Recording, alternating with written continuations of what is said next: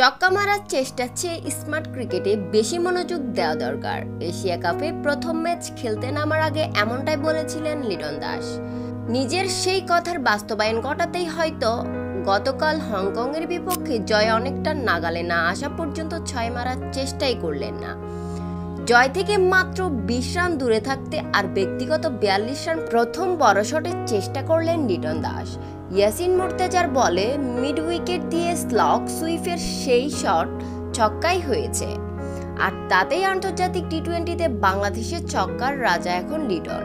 111তম match খেলতে নামা লিটন হংকংয়ের বিপক্ষে নেমেছিলেন নামের পাশে 77 ছক্কা নিয়ে। গত বছর আন্তর্জাতিক ক্রিকেটে বিদায় বলা মাহমুদুল্লাহর ছক্কা ছিল 77টি। যৌথ নামার রেকর্ডটাকে গতকাল হংকংয়ের বিপক্ষে ম্যাচে নিজের একার করে নিয়েছেন লিটন দাস।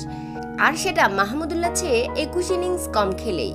আন্তর্জাতিক টি-20তে বাংলাদেশের সর্বোচ্চ ছক্কার মালিক হওয়ার মাধ্যমে এই সংস্করণে দেশীয় গণ্ডিতে নিজের অর্জনকে আরও বৃদ্ধি করলেন লিটন দাস। আগে থেকেই টি-20 আরও দুটি গুরুত্বপূর্ণ রেকর্ড তারই দখলে। একটি সর্বোচ্চ 50-তে চলতি মাসের শুরুর দিকে সিলেটের নেদারল্যান্ডসের বিপক্ষে সিরিজের দ্বিতীয় ম্যাচে 50 করে 46 বলে 73। দেশের হয়ে সর্বোচ্চ 14 50-র মালিক হন তিনি, পিছনে ফেরেন সাকিব আল হাসানকেও। এছাড়া বাংলাদেশের হয়ে আন্তর্জাতিক টি-20তে ন্যূনতম 800 রান করেছেন এমন ব্যাটসম্যানদের মধ্যে তার স্ট্রাইক রেট 126.23, সবচেয়ে বেশি। টি-20তে দেশের আরেকটি রেকর্ড শিগগিরই লিটন দাসের হয়ে যেতে পারে।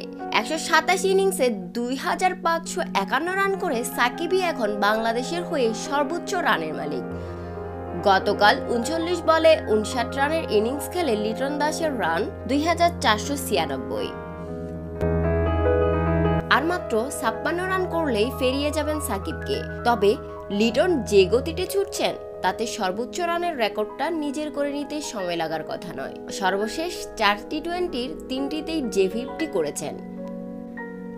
আর এই ধারাবাহিকতা ধরে রাখতে পারলে গতকাল হংকংয়ের বিপক্ষে 7 উইকেটে জেতা বাংলাদেশ দল যে এশিয়া কাপে ভালো কিছু করতে পারবে সে তো জানা কথা।